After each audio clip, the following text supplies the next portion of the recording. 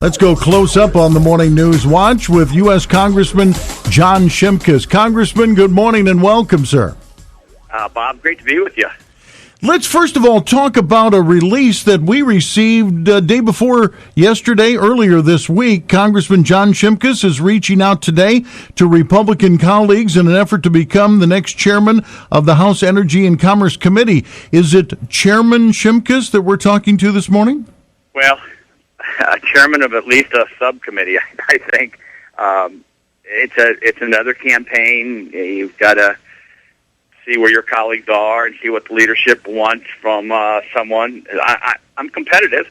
It's just, but you just don't know when I call them the college of cardinals, when they get in that little room and what color smoke comes out of the chimney once they get done deliberating. Can you tell us about the House Energy and Commerce Committee? Because we hear these terms, these different committees. What is this committee? What's the goal for this committee? Well, it is one of the biggest and most powerful committees in the House and in Washington. It historically goes back to the Interstate Commerce Clause of the Second Constitution. What it's involved with now over the evolution is, it deals with energy legislation. It deals with telecommunications legislation and the Internet.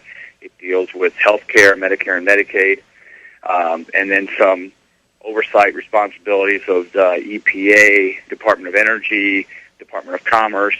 So it is a big dog in Washington.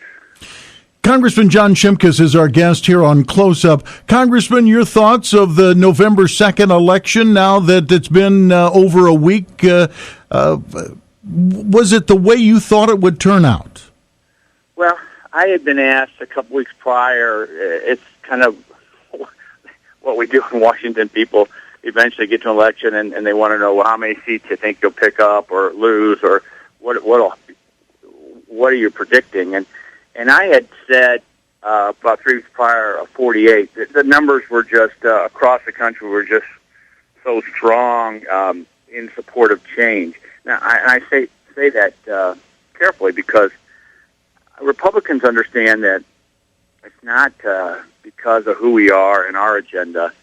We really do think that this election was a rejection of President Obama and his policies. And it was a snapback type of election where the public, in the true traditions of the Founding Fathers through the House of Representatives and an election every 2 years, tried to get the nation back to a center direction. So now we have a lot of work to do, and addressing some of the $13.5 trillion national debt, the growth of and the unlimited power of the federal government. So that's what we're heading back to Washington to do. And before we talk about the lame duck session, your reaction to the results of the state offices, because former Governor Jim Edgar, right after the election, said, well, Illinois is a Democratic state. That's why Governor Quinn won the election against State Senator Bill Brady. Are you in line with that kind of thought? Well, sure. I'm not really sure. I think we're a 50-50 state.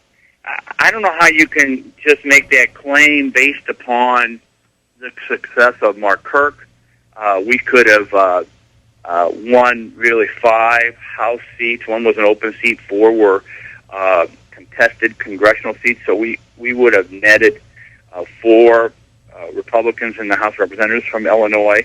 We've had pickups in the state reps and state senators. Now, I think downstate we probably did better in those races than up in the Chicagoland area. But I think you have to lay that at the feet of the individual campaigns and the candidates themselves. And it was close. The state went for Pat Quinn, and we just got to move forward. Congressman Shimkus, the lame duck session coming up for Congress begins on Monday. What's on the agenda? What's at the top of the list? Well, there's a lot of debate now, and I saw some reports this morning about extension of the Bush tax cuts. It's critical because no one wants to have a tax increase when the recession is just morbid, and that's what will happen come January 1st if we don't do an extension. It looks like the president's willing to to now get to the table and do a full extension across the board, even at the high income rate. We welcome that. I was hoping for a minimum of 1 year. The reports today say 2, and that would be even better. The deficit reduction committee came out. That's what a lot of people are talking about. I think with the election of Mark Kirk, no major big-time legislation will move in the lame duck, because now we have an additional senator whenever this election gets certified, and we can get him sworn in for the remaining of the expired Roland Burris, Barack Obama seat term. And that was such a big victory, just to make sure that they didn't do any more expansion of the national government.